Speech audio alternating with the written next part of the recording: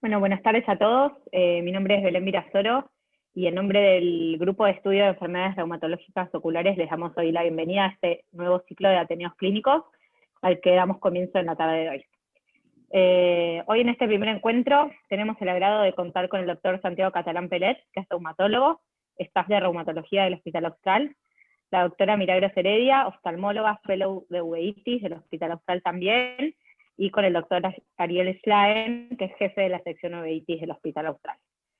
Así que si les parece, Santiago, arrancamos. Muchas gracias a todos por estar acá. Bueno, gracias a todos por este espacio. La verdad que es un placer para mí en mi reciente incorporación al equipo de enfermedades oculares inflamatorias. La verdad que compartir este espacio con amigos la verdad que es un placer. Y bueno, nos lanzamos a esta aventura de presentar este caso interesante que tenemos hoy en el marco de este consultorio compartido entre oftalmología y reumatología que estamos generando en el Hospital Austral. Y les quería compartir como dos reflexiones previo al inicio del caso que tienen que ver con esto, quien es nuestro gurú en la reumatología, que es James Rosenbaum, que habla de imaginar una orquesta sinfónica en el cual el director, ahí no veo, ahí está, que el director no pueda coordinar el juego de los instrumentos, o que un equipo no sepa pasar la pelota, o digamos, él habla mucho de esto, de que los reumatólogos atienden enfermedades sistémicas y son cada vez más conscientes de esta colaboración que se necesita, y habla de esta palabra que me pareció tan linda de interfase reumato-oftalmo, ¿no? Interfase es el ciclo celular más largo en el ciclo celular. Y esta palabra me parece interesantísimo, en donde claramente este componente inmunomediado, que es la uveitis, nos invita a reflexionar sobre la fisiopatogenia, que es distinto en una uveitis por sarcoide de una IJ, en donde este concepto, donde Rosenbaum habla de localización, de dónde depende qué localización tenga el compromiso ocular. Nosotros tenemos que entenderlo, que mata, esta palabra me gustó, mata etiología. Este reinterrogatorio que nos va a invitar a reflexionar este caso clínico de hoy, y que el ojo como la articulación comparten muchas similitudes bioquímicas, lo que lo lleva a ser una manifestación de enfermedades reumáticas, ¿no? En esta interfase ya sabemos que hay un montón de enfermedades que tienen compromiso ocular, no voy a enumerarlas, pero sí sabemos que el componente y por eso había unas uvas al principio, porque habla de grape en inglés, que es la uveitis, coincide con el daño de justamente el aparato formado por el iris, el cuerpo ciliar y la coroides. Y esta uveitis, nosotros tenemos miles de causas, en donde sabemos si son anteriores, si son intermedias, si son posteriores o panuveitis, y nosotros entendemos el concepto de inmunomediado, de la uveitis inmunomediado, que básicamente tenemos que saber, así como si sabemos si un paciente tiene gota o si es AR, tenemos que saber si tiene algo inmunomediado o es infeccioso, ¿no? Y esta es la encrucijada que tenemos que manejar en este caso, donde vamos a coexistir patologías infecciosas, patologías inmunológicas, de hasta tratarlas de manera conjunta. Entonces, habla de esta, y yo quería tomarme 2 minutos para hablar de esta asociación, de esta interfase reumatólogo y oftalmólogo, que es fundamental para cabalgar el tratamiento infeccioso sobre el inmunomediado. A grandes rasgos, un paciente que venga a vernos por un componente ocular inflamatorio va a tener que tener una de estas 4 variables, ¿no? O está infectado, o hay algo raro sistémico inmunomediado, de lo cual me tendré que ocupar, o hay algo que está enmascarado como un linfoma raramente, o hay algo raro que los oftalmólogos manejan mejor que nosotros. Bueno, hoy vamos a hablar de esto, ¿no? De entender en dónde estamos parados de estas 4 variables a partir de un caso clínico, con lo cual a mí me da mucha vergüenza hablar delante de Ariel Schlaen, que es una persona muy reconocida en uveitis, casi un insulto diría que es que yo hable de uveitis, pero agradezco este espacio y su generosidad para seguir aprendiendo en este mundo de la uveitis. Nosotros tenemos esta idea, esto ronda en nuestro cerebro cuando encaramos un paciente con uveitis, pero vamos a ir un pasito más hoy. Vamos a tratar de entender la uveitis como cabalgando lo infeccioso, además de lo inmunomediado. Así que yo ya doy paso a la doctora Milagros Heredia para que nos cuente un poquito del caso. Perfecto. Bueno, buenas noches. Les voy a presentar el caso clínico que venimos siguiendo con el doctor Schlaen y el doctor Catalán Pelet. Este caso se trata de... A ver que no tengo el cursor. Acá. de un hombre de 55 años que consultó por presentar una mancha en el centro de la visión del ojo derecho. Como antecedente oftalmológico, él hacía 7 años había tenido un defecto similar, un defecto en la visión central, en el ojo izquierdo, que había sido evaluado en otro centro. Como antecedente oftalmológico, entonces les decía, hacía 7 años había tenido un cuadro clínico similar, en el cual había presentado un defecto en la visión central, pero del otro ojo, del ojo izquierdo, que había sido evaluado en otro centro, y en ese momento fue interpretado como una oclusión de arteria central de la retina. Como único antecedente general, este paciente era hipertenso, medicado con enalapril, valsartán e hidroclorotiazida, y en la evaluación oftalmológica, no sé por qué se me va acá. En la evaluación oftalmológica lo que vimos es que tenía una agudeza visual en el ojo derecho de 6 décimas y de 20/600 en el ojo izquierdo. El test de Amsler es un test que nosotros utilizamos en el consultorio para detectar escotomas, que son defectos puntuales del campo visual, y lo que mostraba era un escotoma paracentral inferior en el ojo derecho y un escotoma central y temporal en el ojo izquierdo. No tenía inflamación en el segmento anterior en ninguno de los dos ojos y la presión era normal. Le solicitamos un laboratorio que incluyó un hemograma, una función renal y un hepatograma, que fueron todos normales, un perfil infectológico, que el único dato positivo que arrojó fue una PPD de 20 milímetros, y él además traía un perfil hematológico que le había sido solicitado en ese momento, cuando el cuadro se interpretó como una oclusión de arteria central, el primer episodio, que era normal. Entonces, para aprovechar mejor las imágenes del caso clínico, primero les quería mostrar imágenes normales de fondo de ojo, de autofluorescencia y de OCT. Nosotros en el fondo de ojo normal lo que vemos es este fondo anaranjado, que es una coloración del fondo de ojos normal, que se torna un poquito más gris o más amarillento en el centro, que esta zona corresponde a la mácula, y el disco óptico y los vasos, tanto venosos como arteriales, que se ramifican y que acá se ven en una disposición y calibre normales.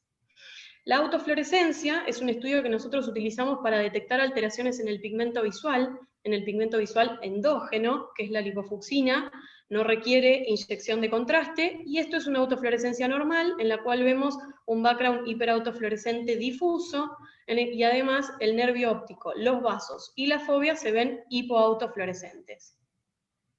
Mientras que en la tomografía de coherencia óptica, que es esta imagen que vemos acá, nos sirve para estudiar bien en detalle las capas de la retina y de la coroides, que justamente se disponen así, en capas bien prolijas una encima de la otra. Esto corresponde a la retina interna, que no les voy a detallar las capitas porque no compete al caso que vamos a ver ahora, pero sí la retina externa, que está formada por la zona elipsoide, la zona de interdigitación, el complejo epitelio pigmentario y membrana de Bruch, y por debajo de la retina externa se encuentra la coroides, que está constituida por una capa delgada adyacente a la retina externa, que es la coriocapilar, que son vasos fenestrados que nutren la retina externa, y la capa de medianos y grandes vasos. Y a continuación el límite esclerocoroide. Eso es un OCT normal. Y ahora vamos a ver las imágenes de este paciente. Las imágenes de abajo corresponden al ojo izquierdo, del cual el paciente había tenido este episodio hacía 7 años que les comenté. Y fíjense que lo que vemos en el fondo de ojos no es una coloración naranja normal, sino esta cicatriz gris con depósitos de pigmento, que son estas manchas más negras, más oscuras, que en la OCT se correlacionan con ausencia de las capas externas de la retina y atrofia del epitelio pigmentario, ¿sí? Distinto de la foto del OCT normal. Y en las zonas de retina sana, que puede ser este sector que está acá, podemos ver cierto remanente de la retina externa. Mientras que en la autofluorescencia, esta cicatriz se correlaciona con esta mancha negra, que es un área de hipoautofluorescencia, que se debe a la ausencia completa del pigmento visual por la atrofia del epitelio pigmentario de la retina y la retina externa. Mientras que en el ojo derecho, que era por el cual el paciente nos llevó a nosotros a la consulta, tenía estas lesiones amarillentas, profundas, que parten del nervio óptico y que también se extienden a la mácula, y que tienen correlación en la autofluorescencia con esta lesión de borde hiperautofluorescente que indica que esto es una lesión inflamatoria activa. En ese momento, lo que indicamos para esta recurrencia fue meprednisona por vía oral, en dosis de 1 miligramo por kilo por día, y como el paciente presentaba una PPD positiva, se indicó también, en conjunto con el servicio de infecto, tratamiento antituberculoso con las 4 drogas por 2 meses, seguido de 4 meses de isoniazida y rifampicina. Y acá vemos la evolución de esta recurrencia del ojo derecho. Fíjense que la OCT lo que muestra es que se altera la disposición lineal de las capas externas de la retina, que la retina se ve hiperreflectiva porque está edematosa, y cómo esto va evolucionando hacia la atrofia lentamente. Fíjense que de a poquito se empieza a perder las capas externas de la retina y la retina interna, que es este sector, se empieza a invaginar a la zona atrofiada. En el fondo de ojo, esta lesión amarillenta se va atenuando y se va poniendo cada vez más gris, y en la autofluorescencia esta lesión se va a ir poniendo hipoautofluorescente con el correr del tiempo. Entonces, fíjense que ya en la OCT, acá se ve la atrofia completa de la retina externa en este sector y de la coriocapilar, y la lesión en el fondo de ojo ya se torna grisácea y hipoautofluorescente en la autofluorescencia. Este mismo paciente, un año después, consulta por presentar miodesopsias en el ojo derecho. En ese momento, en la evaluación oftalmológica, tenía una agudeza visual de 10 décimas en el ojo derecho y un test de Amsler normal, sin inflamación en el segmento anterior. Y en el fondo de ojo lo que vemos es que adyacente a esta cicatriz gris del episodio previo, aparece una lesión amarillenta profunda, nueva, al lado de la cicatriz previa, que tiene correlación con esta área de hiperautofluorescencia en la autofluorescencia, que corresponde a un foco inflamatorio activo. Y en la OCT lo que podemos observar es nuevamente la hiperreflectividad de las capas externas de la retina, el engrosamiento coroideo por debajo de esta zona y un desprendimiento del neuroepitelio acompañando a esta lesión. En ese momento lo que hicimos fue interconsultar con el doctor Catalán Pelet, solicitamos un laboratorio completo y actualizado, incluyendo también hemograma, ionograma, función renal y hepatograma, y reactantes de fase aguda, que fueron normales, un perfil inmunológico completo, que no arrojó ningún dato positivo, y en este caso se indicó tratamiento con meprednisona, 1 miligramo por kilo por día, acompañado de azatioprina en dosis de 100 miligramos por día. Y además se indicó tratamiento profiláctico para tuberculosis con isoniazida en 300 miligramos por día. Entonces, para ver la evolución de este caso, fíjense cómo la lesión amarillenta se va tornando cada vez más tenue, en la autofluorescencia también, esa lesión hiperauto también va desapareciendo, y en la OCT vemos que el espesor coroideo de a poco se va adelgazando, la lesión hiperreflectiva de la retina externa también se va atenuando en conjunto con el desprendimiento del neuroepitelio, y terminamos de ver en el fondo de ojos cómo esta lesión ya se torna prácticamente imperceptible, lo mismo en la autofluorescencia, y en el OCT no dejó ninguna secuela en este episodio de reactivación, no dejó nada de atrofia en la retina externa. Y el paciente tiene actualmente una agudeza visual de 10 décimas en ese ojo.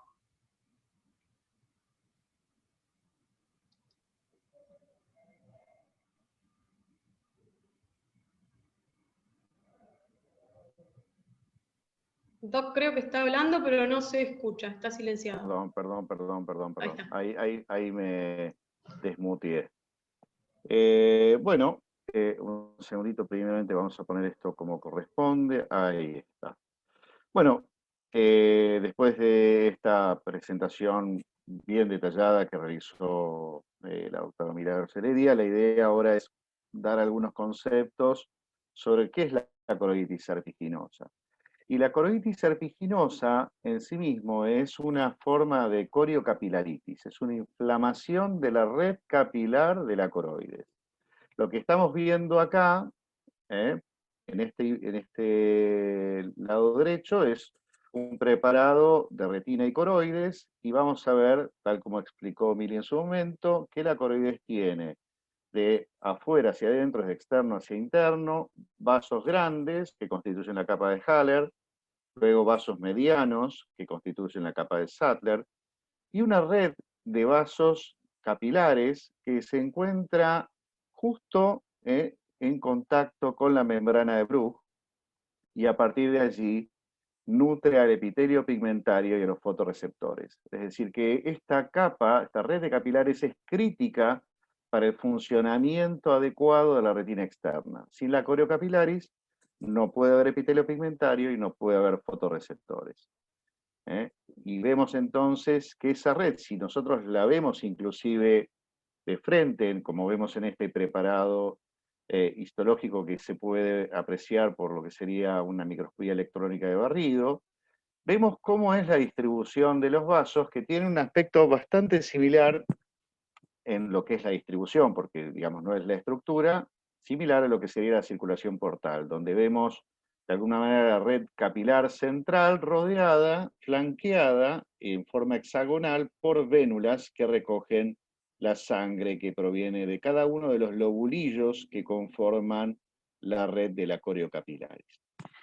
Y básicamente, ¿qué es lo que constituye entonces la coroiditis serpiginosa? Es una uveitis posterior. Entonces, como uveitis posterior, por definición, una uveitis posterior es aquella cuyo sitio predominante de inflamación se encuentra localizado en retina y o coroides. En este caso, la inflamación la tenemos en la red capilar de la coroides, que termina afectando finalmente a la retina externa.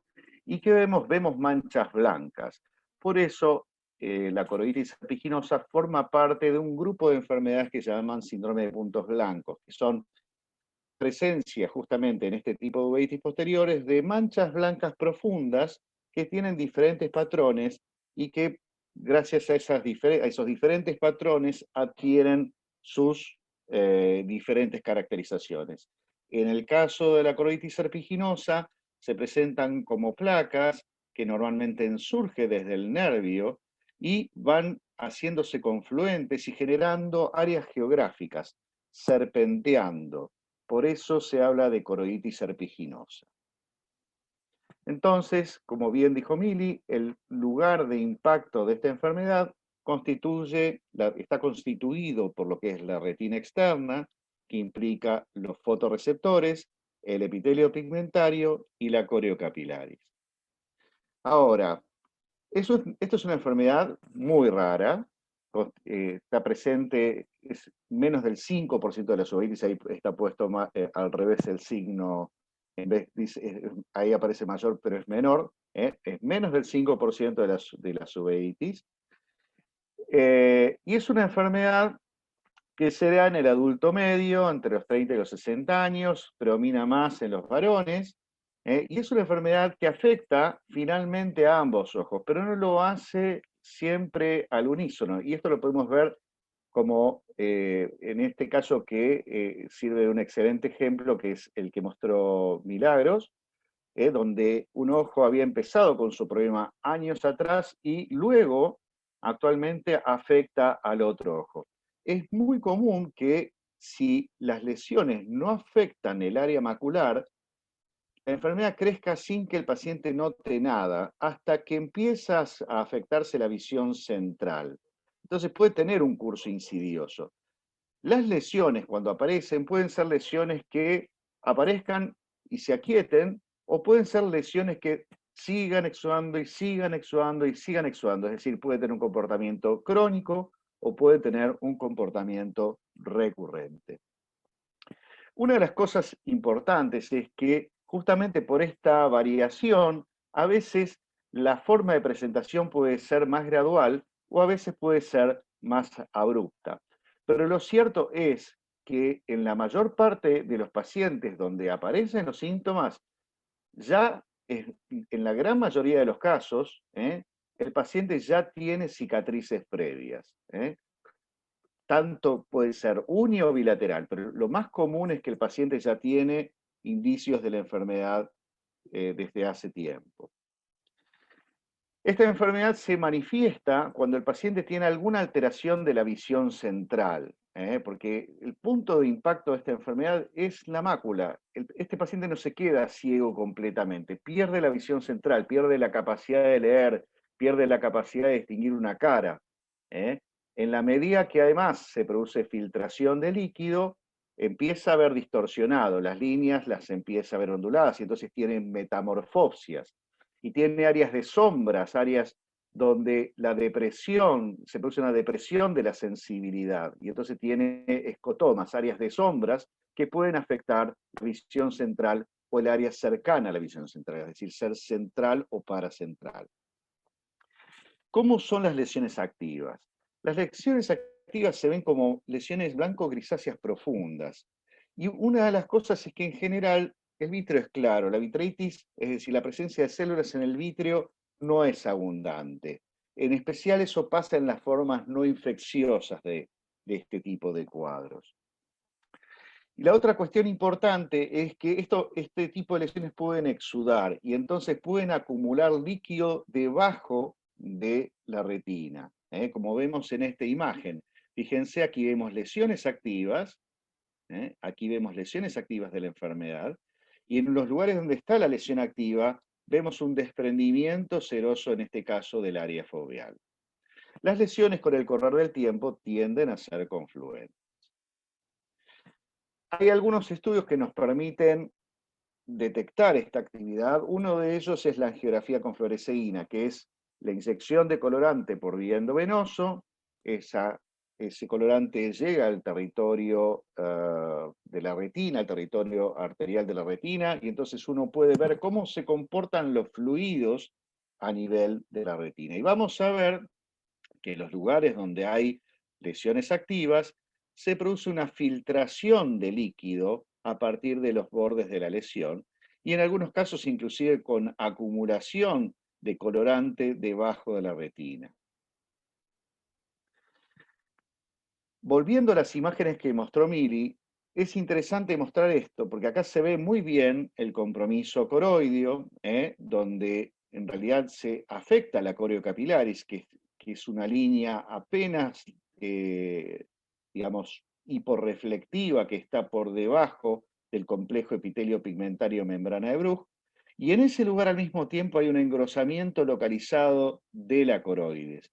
Y fíjense que por una cuestión de isquemia, de falta de llegada adecuada de nutrientes y oxígeno, se afecta la retina externa y el epitelio pigmentario, y entonces vemos justamente el daño de los fotorreceptores que muestra esta hiperreflectividad de la capa nuclear externa, que es donde están los somas de las células fotorreceptoras. Aquí vemos algunos elementos que señalan un poco los signos del OCT, donde se ve que el epitelio pigmentario está dañado y entonces hay una regularidad y un engrosamiento del epitelio pigmentario. La zona elipsoide y la zona de interdigitación corresponden a áreas de los segmentos externos de los fotorreceptores, y aquí, en este lugar, están interrumpidos por ese daño, y al mismo tiempo tenemos una hiperreflectividad de la capa nuclear externa, como habíamos nombrado. Como bien nombró Miri también, producto del edema epitelial, del epitelio pigmentario, que se produce producto de la isquemia, se produce una compresión del epitelio pigmentario sano versus el enfermo, generando una línea de hiperautofluorescencia que delimita las áreas activas de la enfermedad. Cuando las lesiones se aquietan, bueno, desaparecen los fotorreceptores, desaparece el epitelio pigmentario, y es muy común que uno pueda observar la vasculatura coroidea por debajo, como podemos ver en esta lesión.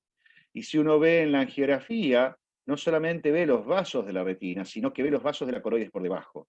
Y en tiempos tardíos uno puede ver cómo se produce la tinción con el colorante de lo que sería la esclera por detrás, con lo cual podemos ver con mucha facilidad el área correspondiente a la atrofia generada por esta enfermedad. Un estudio que nos ayuda mucho para detectar si la lesión es reciente o antigua es la autofluorescencia. Fíjense, esta es la primera etapa de la enfermedad, este es el mismo ojo ya con lesiones más avanzadas. Y fíjense que las lesiones más antiguas son completamente hipoautofluorescentes. Y en la medida que hay lesiones nuevas, aunque ya en forma de que se están aquietando, vemos placas todavía hiperautofluorescentes en la lesión, es decir, áreas donde aún se conservan ciertos fluoróforos de la retina externa. Esto nos indica que son lesiones nuevas que se han sumado al área de daño de la enfermedad. Y en el lugar de afección, justamente vemos cómo falta completamente lo que sería la capa nuclear externa, la zona elipsoidea, la zona de interdigitación, la membrana limitante externa, e inclusive el epitelio pigmentario. Fíjense que acá hay una gran transmisibilidad de la luz, y eso es porque el epitelio pigmentario no logra absorber esta señal que manda el aparato, y podemos ver entonces con mayor detalle la estructura de la coroides en el lugar afectado del epitelio pigmentario. Acá hay algún ejemplo, una enfermedad de una paciente con compromiso bilateral, en este caso simultáneo, con mayor extensión del lado izquierdo que del lado derecho. Vemos entonces una mancha blanco-amarillenta profunda bilateral, y que en la autofluorescencia demarca digamos, la distinta evolutividad de uno y otro lado, porque vemos que tenemos una lesión más nueva del lado izquierdo, más activa, y una lesión que está empezando a inactivarse del lado derecho, donde vemos una línea hipoautofluorescente demarcando la lesión. Aquí vemos inclusive en la angiografía cómo del lado izquierdo se produce mayor filtración de líquido, lo cual nos está indicando una mayor actividad de la enfermedad del lado izquierdo en relación al lado derecho. Si bien la paciente requirió tratamiento con inmunosupresión, agentes alquilantes, posteriormente antimetabolitos, aún así terminó desarrollando una de las complicaciones que más problemas nos trae en esta enfermedad, que es la neovascularización coroidea. Más allá de lo que la enfermedad puede hacer de daño a nivel de la mácula, la neovascularización coroidea es lo que termina de producir muchas veces el daño a nivel de la mácula. ¿Qué es la neovascularización coroidea? Es el crecimiento de nuevos vasos que parten a partir de la red de capilares de la coroides, creciendo por debajo de la retina, exudando líquido, generando sangrados y produciendo entonces daños de la retina externa que comprometen la calidad de la visión central. Acá tenemos una lesión extrafoveal y otra, en cambio, aquí de tipo subfoveal. La del lado derecho está activa, la del lado izquierdo ya está fibrosada. Y vemos acá en la angiografía cómo, si bien las lesiones correspondientes a la enfermedad no están activas, sí en cambio hay un área de filtración que corresponde a la neovascularización coroidea del lado derecho. La paciente requirió tratamiento con antiangiogénicos y la lesión cicatrizó. Y podemos ver acá cómo estas lesiones ahora están completamente fibrosadas.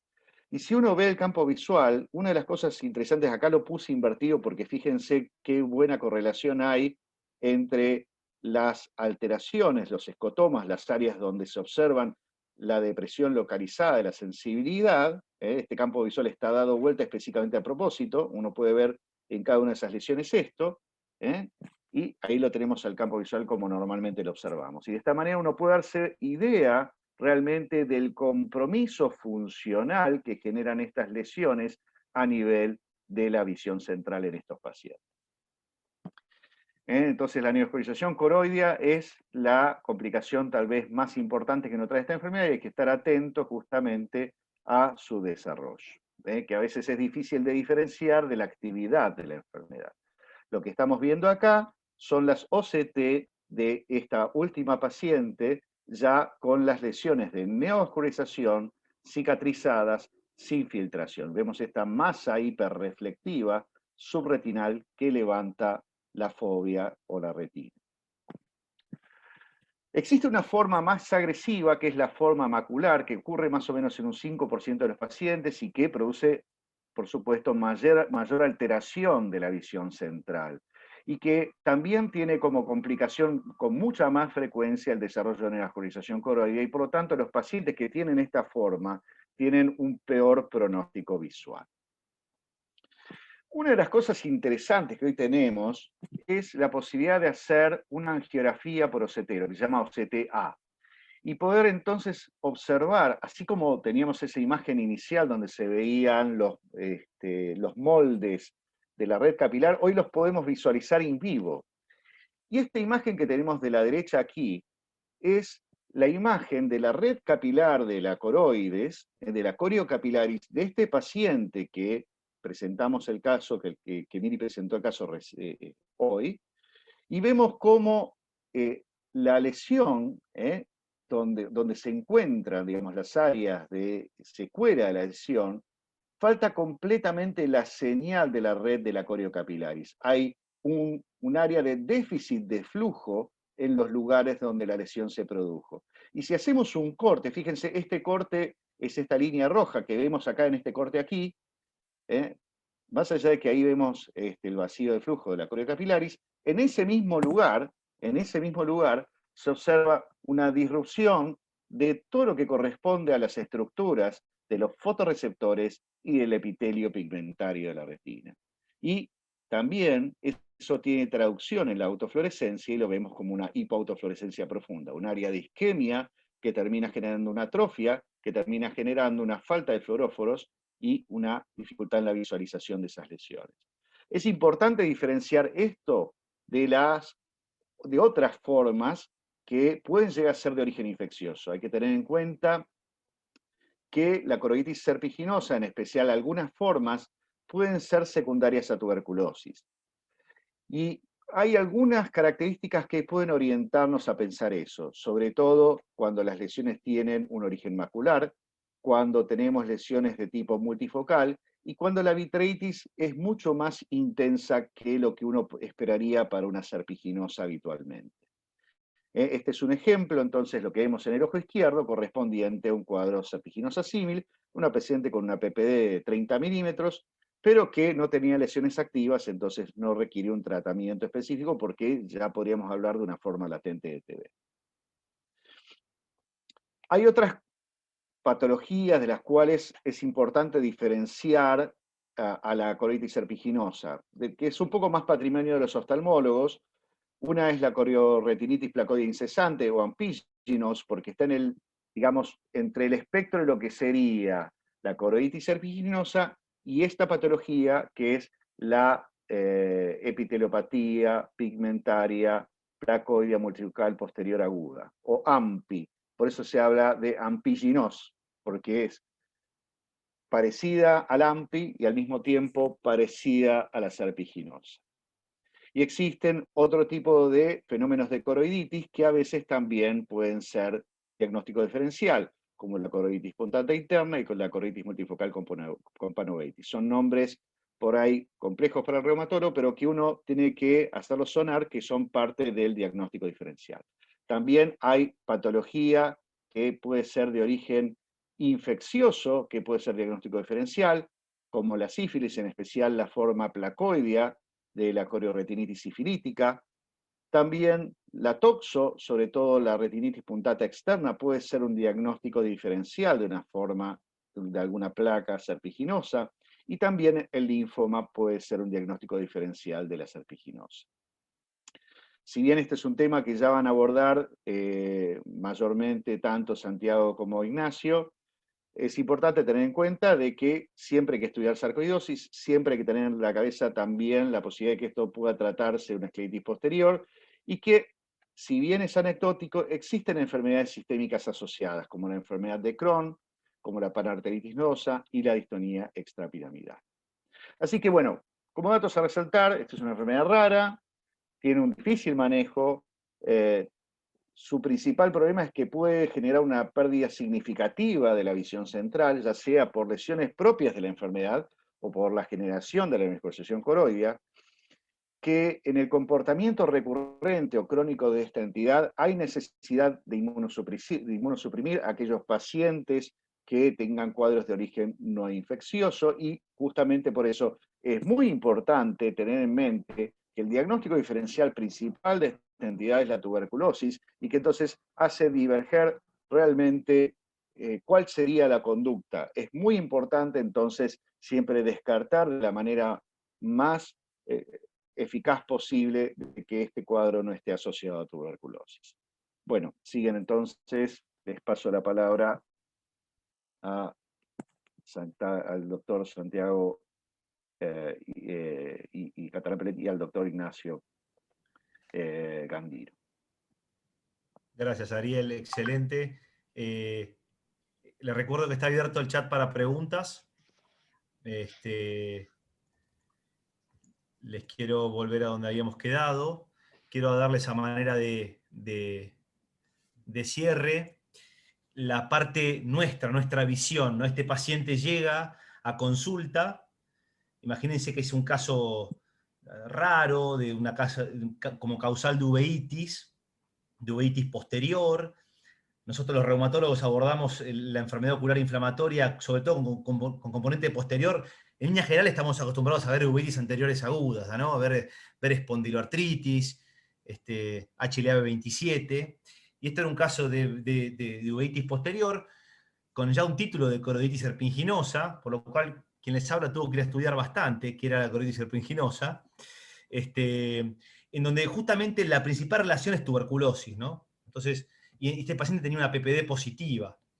Y la realidad es que no hay mucho más que hablar al respecto. Cuando uno estudia este tema y ve la coroiditis serpinginosa y ve PPD positiva, requiere un tratamiento, una intervención, porque básicamente los trabajos de coroiditis serpinginosa y tuberculosis ameritan la doble intervención, tanto el tratamiento antituberculosis con inmunosupresión, tanto corticoides o la medicación que le pusimos al paciente, que era azatioprina. Porque aparentemente hay una teoría en la cual esto es una reacción inmunomediada a partir de la presencia del bacilo también, con lo cual el tratamiento indicado hoy es, si bien 4 drogas de inicio, se puede hacer se da junto con corticoides. El reporte de casos de la coroiditis serpinginosa de nuestras enfermedades, como dijo el doctor, tiene que ver con la pesquisa de sarcoidosis, algunos casos, y todos son reportes de casos. Esto es lo interesante, no hay ninguna forma en la cual yo pueda haber abordado esto de estudios. Hay solamente algunos retrospectivos que tienen que ver con tuberculosis y no con estas enfermedades. Y la histopatología, en cada uno de estos trabajos hablan de la revisión de que nos llevan a la etiología de estos casos, donde ven infiltrados difusos de linfocitos en la coroides. En algunos casos, cuando se asocia antifosfolípido, ven enfermedad vasoclusiva, venoclusiva, lo que lo hace una correlación con antifosfolípido en un paciente que tenga anticuerpos y otra clínica característica. Y hay algunos trabajos en población finlandesa donde asocian más frecuencia de HLA de B7 de estos pacientes. B27, está mal, falta el 2. Es interesante en los casos, y sobre todo por lo que motivó este paciente, que tenía algunas cositas que después en el interrogatorio fuimos viendo en la relación con Crohn. La enfermedad de Crohn es una asociación inusual en los pacientes. La enfermedad ocular suele aparecer raramente en estos pacientes con Crohn. Este paciente no reunía ninguna característica, no había tenido ni un pioderma gangrenoso, no tenía ni manifestaciones cutáneas, no tenía... Pero reinterrogando el paciente, en este arte de reinterrogar y volver a revisarlo, el paciente refería algunas deposiciones sanguinolentas escasas a lo largo de toda su vida, con síntomas intestinales inespecíficos más relacionados a un colon irritable que a una enfermedad inflamatoria intestinal. Lo mismo encontré en la coroiditis como mostrando otras enfermedades, como puede ser un linfoma no Hodgkin, pero los casos presentados en la revista Ocular Immunology hablan de enfermedades, pacientes con algo sistémico, fiebre, ganglios, no nuestro paciente, y como les dije hace un ratito, la asociación de la coroiditis serpinginosa con antifosfolípido. El tratamiento de la coroiditis serpinginosa básicamente es descartar tuberculosis, primer punto. Segundo punto, corticoides. Y tercero, inmunosupresión. La inmunosupresión está basada en azatioprina o agentes alquilantes como monoterapia, y en su defecto hay estudios que nos invitan a dar triple inmunosupresión en la asociación de corticoides y la asociación de azatioprina con ciclosporina. Esto ha tenido un buen desarrollo, por lo menos fíjense los años de los trabajos, no son nuevos. O sea, no es que no hay una actualización tampoco de tratamiento. Y no sabemos si de segunda línea, si este paciente falla, si vamos a tener o no que darle alguna otra cosa, pero no encontré mucho más sobre segunda línea de tratamientos. Creo que esto se replica mucho a todas las enfermedades inflamatorias oculares en general. Y nuestro paciente, y ya voy cerrando esta presentación, en el estudio, en esta pesquisa de volver a ir a estudiar, de volver a interrogar, de volver a reunirnos en este consultorio de oftalmología, reumatología que estamos organizando, le pedimos una calprotectina fecal que dio en altísimos títulos, con lo cual este marcador de inflamación intestinal nos orienta un poquito a la enfermedad de Crohn, o por lo menos tenemos ganas de que, de que haya algo atrás, pero está siendo evaluado por la gente del UDAONDO para evaluar o no si tiene una enfermedad inflamatoria con biopsias seriadas y demás, para ver si hay una enfermedad inflamatoria intestinal, y esto sea el marco, esta enfermedad ocular sea el marco de esta enfermedad inflamatoria. Dejo abierto de preguntas, les agradezco mucho el espacio, insisto de vuelta con la gestión de este espacio en los lugares en donde el peso que tiene la enfermedad ocular inflamatoria es superado por esta combinación conjunta entre oftalmólogos y reumatólogos, que es fundamental a mi criterio, además de apasionante. Así que gracias a todos por el espacio, gracias Ignacio por esta invitación, y dejo lugar a preguntas y a comentarios. Creo que hay algunas preguntas, no sé, Belu, si las querés leer vos. Luciano tiene que moderar esta parte, pero está muteado Luciano. Está bien. Igual, bueno, mientras les agradezco, la verdad que un caso excelente y la verdad que muy interesante. La verdad que yo lo que, digamos, el concepto que plantean ustedes para nosotros es fundamental y sobre todo tenerlo claro, ¿no? Porque como bien vos decís, Santi, para el reumatólogo no es una enfermedad que está generalmente le suena en la cabeza, y creo que es importante que conozca esta situación con la tuberculosis. Yo creo que uno acá tiene que parar enormemente las antenas y como bien vos decís, el tratamiento hay que darle corticoides a pesar que uno sabe que tiene la tuberculosis en el medio, obviamente que no da inmunomoduladores, y en el caso de estas situaciones donde uno tiene que poner un anti-TNF como el adalimumab o el infliximab, realmente tiene que hacerlo con muchísimo, muchísimo cuidado, digamos, sobre todo en nuestro país, ¿no? Que es una zona endémica de tuberculosis, ¿no? Entonces, me parece que, digamos, como concepto, ahora igual vamos a las preguntas de los inmunosupresores, pero me parece que nosotros como reumatólogos que desconocemos esto, tendremos que poner las antenas y conocer este manejo importante que tienen con el tema de la tuberculosis, ¿no? Bien, Lucho, bueno, perdón que interrumpí, pero te paso las preguntas. Bueno, algunas de las preguntas que fueron haciendo, una pregunta, Gustavo, si el linfoma cursa con uveitis o con una pseudo-uveitis. Bueno, hay que definir que no hay un solo linfoma y una sola manifestación propiamente de los linfomas a nivel intraocular.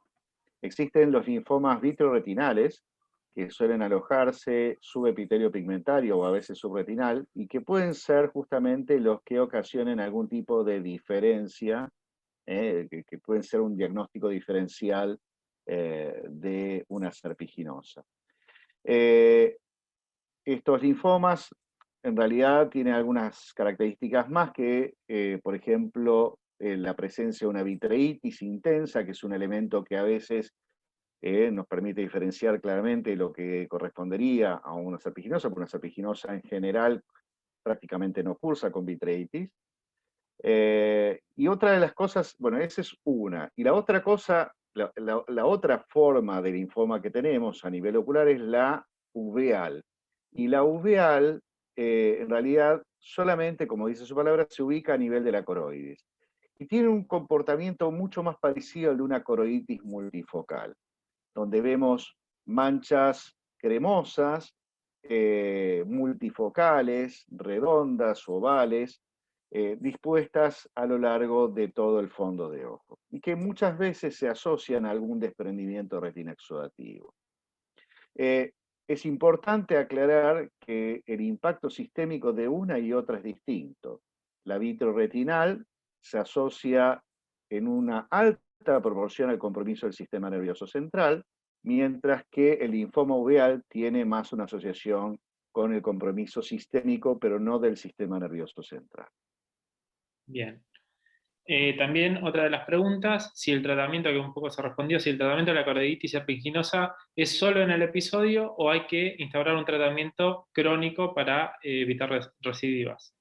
Bueno, este es un concepto muy importante. Esta es una enfermedad que evoluciona por recurrencias. Con cada recurrencia se lleva un pedazo de retina externa. Cuanto más cerca de la fobia está, más pérdida de la visión central. Nuestro objetivo es evitar el crecimiento de las lesiones, la aparición de nuevas lesiones que generen más daño. Entonces, la idea es evitar las recurrencias, hay que dejar un tratamiento crónico. Bien. Otra de las preguntas es ¿cuán disponible está la evaluación multimodal para los oftalmólogos? Bueno, esa es una buena pregunta. El tema puntual es, no en todos los centros existe esta posibilidad. A ver, hoy en día en el Hospital de Clínicas contamos con retinógrafo y contamos con un OCT, por ejemplo, de dominio espectral.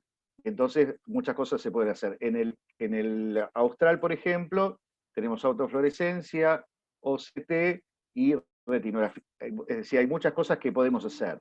Pero bueno, digamos que, a ver, si los estudios nos aportan diferentes elementos con los cuales guiarnos acerca de qué está ocurriendo con la enfermedad.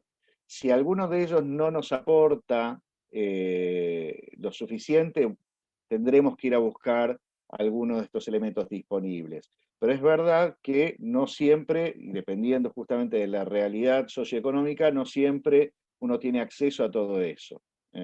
Eso es verdad, y eso puede complicar de alguna manera el seguimiento de estos pacientes. Y encadenando esta respuesta, ¿por cuánto tiempo sugiere de hacer el seguimiento con angiofluorescencia? La verdad es que es un método sumamente útil, así que yo, cada vez que el paciente viene, si tiene la posibilidad de hacerse una, le pido. O sea, en la visita periódica, yo tengo, o sea, teniendo el aparato en el Austral, cada vez que viene le hago una. Pero si no tuviera el acceso, y por lo menos en forma periódica, la seguiría haciendo, porque muchas veces nos aporta datos, ya sea de lesiones que están en vía de cicatrización pero son nuevas, o en lesiones que están realmente en forma aguda. Respecto a la cardioiditis serpinginosa relacionada a TBC, si puede ser la única forma de presentación o siempre va asociado a patología pulmonar o otra extrapulmonar. Es una excelente pregunta. En términos generales, mucho de lo que pasa con la tuberculosis ocular es que es una manifestación extrapulmonar que muchas veces está aislada. Es más, puede faltar hasta la manifestación pulmonar completamente. Es decir, podemos tener una radiografía o una tomografía completamente normal, y de hecho sucede en la gran mayoría de los pacientes, y ser el compromiso sugestivo de lo que vemos en el fondo de ojo, y nos guiamos en especial por los test inmunológicos. En nuestro caso solamente disponemos de la PPD, pero en otros lugares donde hay mayor acceso al AIGRA, se usa también entonces los test de liberación de interferón gamma. En realidad, hoy en día, en el COTS, de lo que es diagnóstico, sobre todo para lo que son lesiones sugestivas para tuberculosis, los test inmunológicos son fundamentales para aportar al diagnóstico. Y entonces decidir si uno da antibigoterapia. Bueno, Antonio, preguntas con una uveitis anterior con un FAN positivo, sin otra manifestación clínica, ¿qué piensa el oftalmólogo ante la presencia de un FAN sin otra manifestación?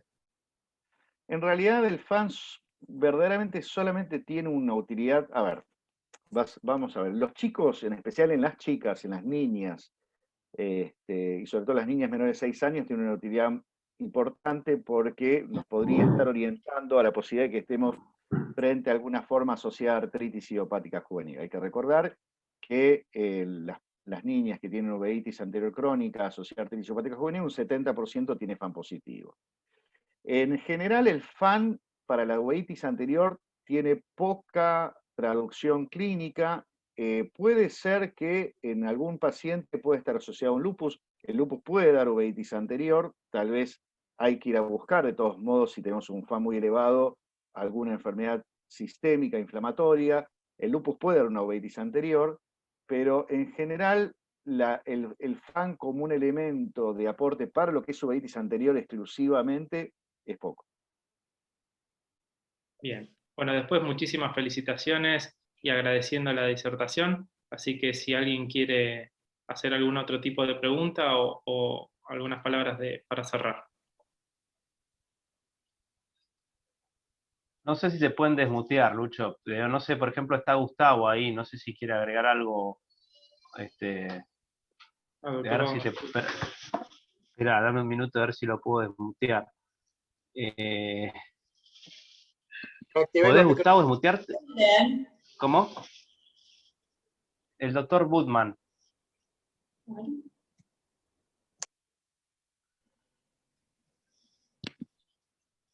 Robert, me parece, no sé, ¿nos podrás decir? Hola. Ahí está, Ahí está está, desmuteado. ahí está. Hola Gustavo, ¿cómo ¿Qué estás? tal, Ariel? ¿Cómo andan todos? Bien, Belén. Que Belén se banca varios de mis caños. No, yo por ahí puedo... Todo estuvo brillante, la verdad que el caso interesantísimo, pero ante la pregunta del doctor Catalán Pérez de qué voy a hacer si se vuelve a reactivar, me pareció una pregunta, por supuesto, clave. Creo que primero la incidencia de tener una induración de PPD2 UT en los pacientes con uveitis no es alta. O sea que una PPD2 UT con induración de 20 es llamativamente, o sea, es un tema que hay que considerarlo mucho, mucho. Por eso el caso queda en duda si es o no por tuberculosis, ¿sí? El esquema fue corto porque fueron 6 meses, y otra cosa que llamó la atención es que tenía células en la cámara anterior, lo cual hace sospechar que francamente fuera por tuberculosis, la reagudización que tuvo, etc. Creo que si el paciente hace una reagudización, mi opinión, digamos, desde mi lugar, es que el paciente tiene que ser retratado para tuberculosis. No simplemente pensar en una rotación de la inmunomodulación o aumentarla. Creo que se merecería un retratamiento de 9 a 12 meses para la tuberculosis. Es lo que yo haría, digamos, esto no está en los libros, no hay un algoritmo general, ya totalmente establecido. Pero bueno, eso es, digamos, lo que yo haría, aunque Ariel pienso que seguramente opina diferente. Porque... En realidad, sí, tengo... Una es que sobre el esquema no hay, de hecho, una cuestión tan establecida de usar 6, 9 o 12 meses. En general hay una gran variedad de eso, e inclusive aún entre los tipos que más, entre los especialistas que más saben sobre tuberculosis ocular, no ponen énfasis específicamente en un tipo de periodo de tiempo en cuanto al tratamiento. Y dos, que aunque parezca mentira, aún en los pacientes con tuberculosis ocular, una vez que se da un tratamiento para anti-TB y existe una recurrencia de ese proceso inflamatorio, ya no dan solamente el tratamiento anti-TB, sino que dan medicación inmunomoduladora. Y dan antimetabolitos, y en algunos casos dan hasta agentes alquilantes combinados con la medicación de tipo de profilaxis, ya en este caso. Es decir, que esto no estaría lejos de la posibilidad de considerar esto una forma de tratamiento de una lesión en reactivación de una TB, por ejemplo, porque digamos uno siempre le queda la duda, y de hecho en realidad la idea básicamente de esto fue eso, ¿no? Darle tratamiento antiinflamatorio, una profilaxis anti-TB y el tratamiento de tipo inmunosupresor con un antimetabolito, que en realidad es un poco lo que hacen la mayor parte de los que trabajan especialmente con tuberculosis ocular. Tal es el caso de Rima Bansal, Vishali Gupta. Si uno lee los trabajos, básicamente hacen toman este tipo de conducta. Bueno, hay trabajos. Igual, perdón, ¿no? Agentes alquilantes, Es verdad que está descrito, es verdad en serpiginosa, pero no solamente en la realidad serpiginosa, en serpiginosa más TV, aunque parezca mentira. No, ya sé, pero lo que quiero decir, un agente alquilante, bueno, el ciclofosfamida, o lo más que da, porque el ambucilo, la verdad, no tengo experiencia, no sé si alguien usará. Te digo que con una PP tan elevada, lo que fuere, el resto de los antimetabolitos seguro no tendría problemas, pero te lo digo por experiencia, no ocular, específicamente, sino de otras situaciones donde poner ciclofosfamida y que se te reactive una tuberculosis. Por eso yo tendría cuidado con usar, si bien es verdad que está escrito porque uno está seguro que no hay TB, ¿no? Pero en un caso así, por ahí sería más cuidadoso con eso. No, eso seguro, seguro. De ninguna manera empezamos con algo así, ¿no? En este caso estamos usando un antimetabolito. No compré nada. Pero...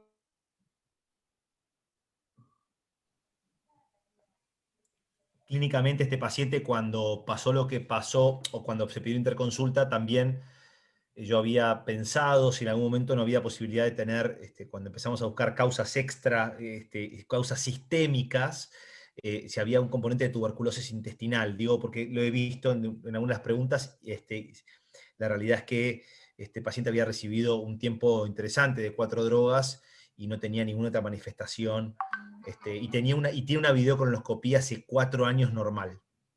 Y este cuadro había empezado previamente, había sido interpretado como una oclusión no me acuerdo con qué diagnóstico había sido interpretado antes. Sí, le habían hecho el diagnóstico de oclusión arterial hacía como 7 años atrás, una cosa así. O sea, que era un cuadro que ya venía de hace rato. El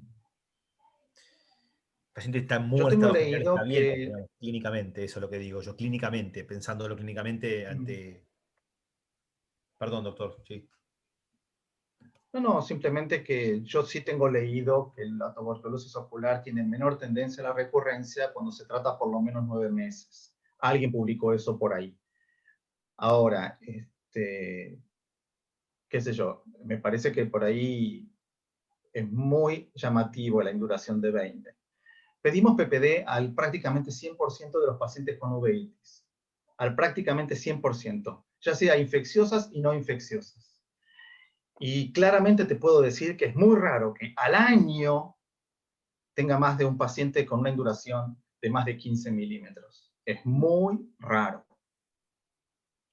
Hay que recordar que este paciente tiene la induración de antes de tratamiento, ¿no? Digamos, no hicimos un seguimiento post.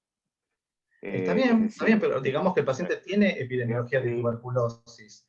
Yo también pienso que es mucha coincidencia que siendo la serpiginosa la única asociación a la que se le puede tener es la tuberculosis, porque la serpiginosa a la única infección a la que se le pueda asociar es la tuberculosis, no es asociable a virus o otro tipo de microbios. Bueno, yo no descartaría que el paciente realmente tenga el problema por la tuberculosis. Porque por otro lado, la inmunomodulación, una vez que vos la iniciás, es para siempre. O sea, no hay un tiempo definido por el cual vas a usar la inmunomodulación, y más en una serpiginosa que tiene unas reactivaciones de lo más erráticas. Por ahí pasan 5 o 6 años, no tiene reactivación, y tu planteo permanente de si seguir o no seguir con el tratamiento. Digamos, no toda uveitis que tenga una PPD positiva necesariamente es tuberculosis ocular. No necesariamente. No, solo cuando tiene clínica compatible. Y acá exactamente. Clínica compatible. Acá hay clínica compatible, pero de todos modos, no necesariamente, porque aún así, por el test inmunológico, lo que es un diagnóstico presuntivo, podés decir que eso sea tuberculosis.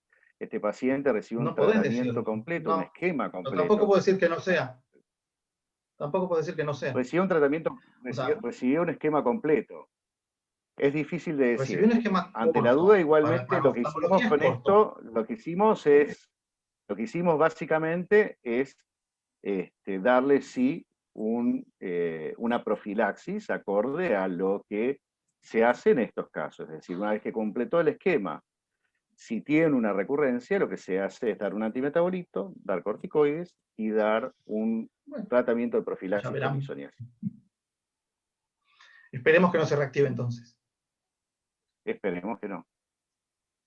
No, está bien, es interesante. Yo creo que, a ver, por ahí pensando, ¿no? Dos cosas, para que quede claro, no sé qué piensa el resto, pero nosotros en general PPD para seguir los pacientes si mejoran o no, no es algo que usamos, primero porque pueden entrar en alergia por el mismo tratamiento inmunosupresor, y además porque no, una vez que uno viene una PPD de 15 o 20, no sé lo que fuera, en general tiende a quedarse así, por más que uno haga, después lo trate al paciente.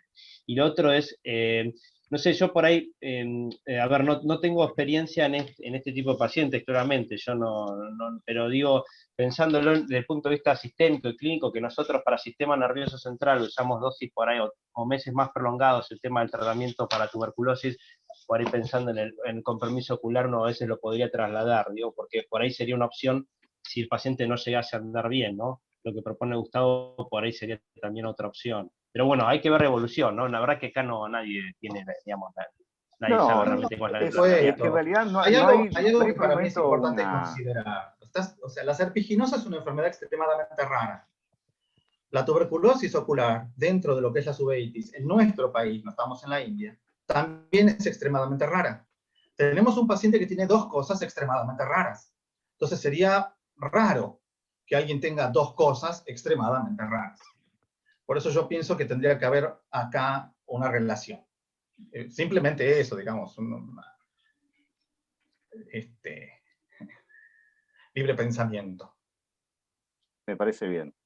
Igualmente, habiendo completado un esquema aceptable, yo creo que está bien seguir por ahora por el camino que está, porque en realidad no está lejos de lo que de alguna manera hacen los autores sobre este tema, los que tienen más experiencia que nosotros, que son la gente de India en especial, ¿no?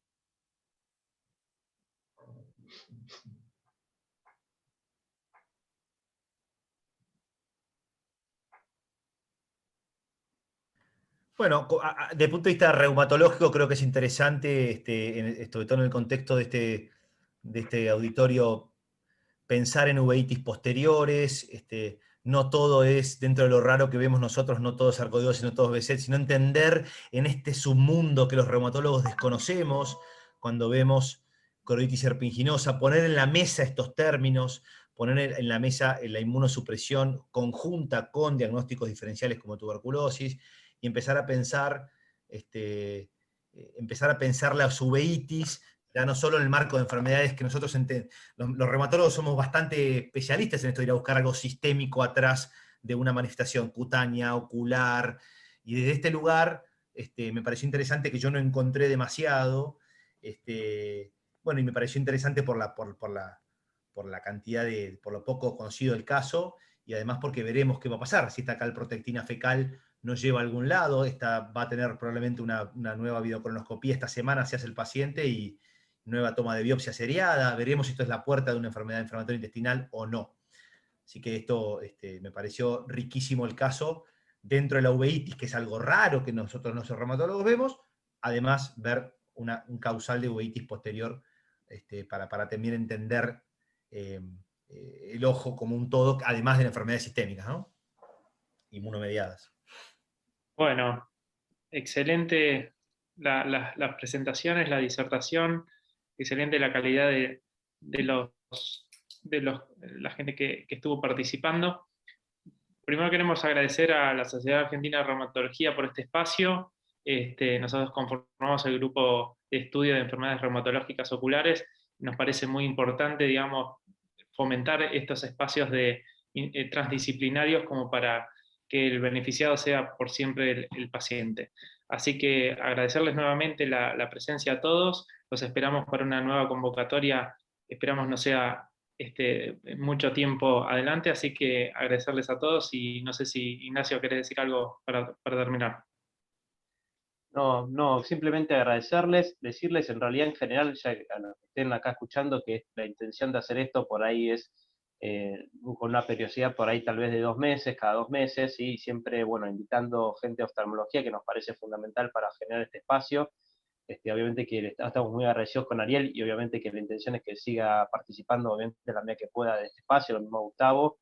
Y bueno, y sepan que están invitadas, porque sé que hay mucha gente de oftalmología acá conectada, O sea que la idea es que también ellos puedan participar, traer casos, lo mismo la misma sociedad de reumatología, que tengan dificultades con algún caso en particular. La idea es generar en realidad un espacio abierto para discutir casos complejos o de difícil diagnóstico, que a veces en alguna situación por ahí en algún lugar se le complique, ya sea por los recursos, lo que fuere, poder, digamos, generar la resolución de algún caso o dificultad con algún tratamiento. Entonces, creo que tanto las sociedades de oftalmología como bueno, reumatología, digamos, queremos que conozcan que está este espacio abierto, con la intención obviamente que siempre tengamos gente del espacio también de la oftalmología, como es Ariel, Gustavo, que puedan participar en esto, y bueno, y también veo también hay muchos otros oftalmólogos que conozco que la verdad que es un valor tenerlos acá.